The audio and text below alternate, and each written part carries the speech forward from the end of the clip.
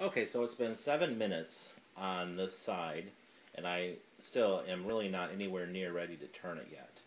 The first side of cooking on both the front and the back of the chicken is where you want to keep it the longest before turning it.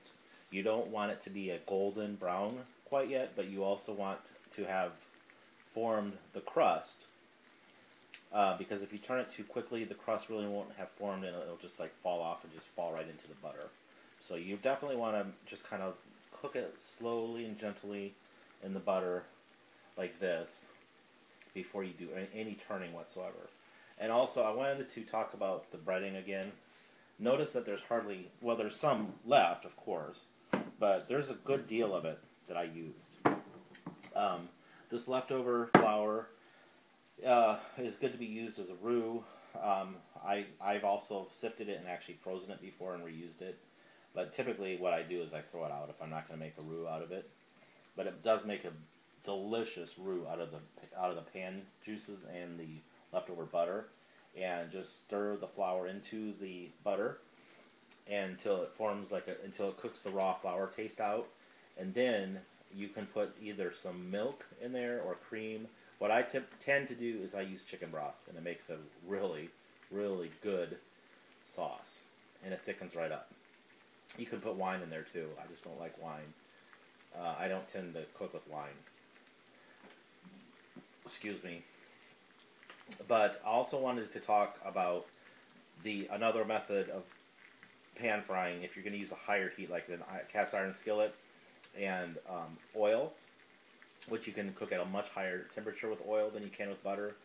If you're going to do that, you can do this same technique of breading, but the best way to bread chicken if you're going to cook it at a higher heat with oil is to do exactly what I did with the breading, but then after you take it out of the flour, then dip it into an egg wash, and then dip it back into the flour, and then what that creates is a coating very similar to KFC's extra tasty crispy, or actually now they just call it the crispy breading. That it ends up with a breading very much like that, and it's really good. And that also works well to deep fry. But actually, seriously, with Kentucky Kernel, I have found that deep frying, the best way is to do exactly what I did here. Just bread it in dry flour. Make sure you form a hard crust by letting the chicken sit in it for 10-15 minutes so that the moisture of the chicken combines with the flour and creates a crust, and just throw it in the fryer at 325 to 350 until it's done. And basically it's done when it floats, when you're deep frying. With chicken, it floats when it's done. And because this is boneless, it doesn't take very long to cook at all. What we're doing here, I'm not at all concerned with whether or not the chicken will be done. I'm only frying it to get the crust on both sides. And it looks like I'm starting to see just a little bit of color here, which means that it's time to turn it. Now my tongs, these are tongs that are good for a non-stick pan because they're plastic on the end. I do not want to do as Jacques Pepin does and use metal on a non-stick pan. So I'm going to go ahead and start turning my chicken carefully. Just turn it over. There's the first one. See, it's starting to get a nice little crust on it.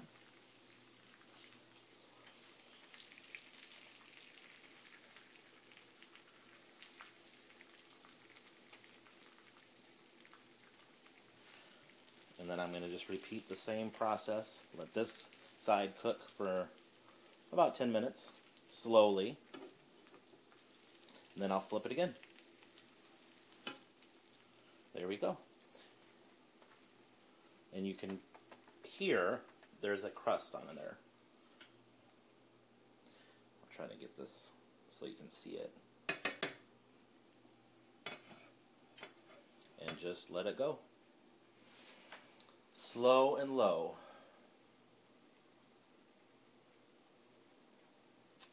And the chicken will definitely be done by the time that it's completed, because it's boneless and skinless. And if you have bones in it, it takes a lot longer to cook.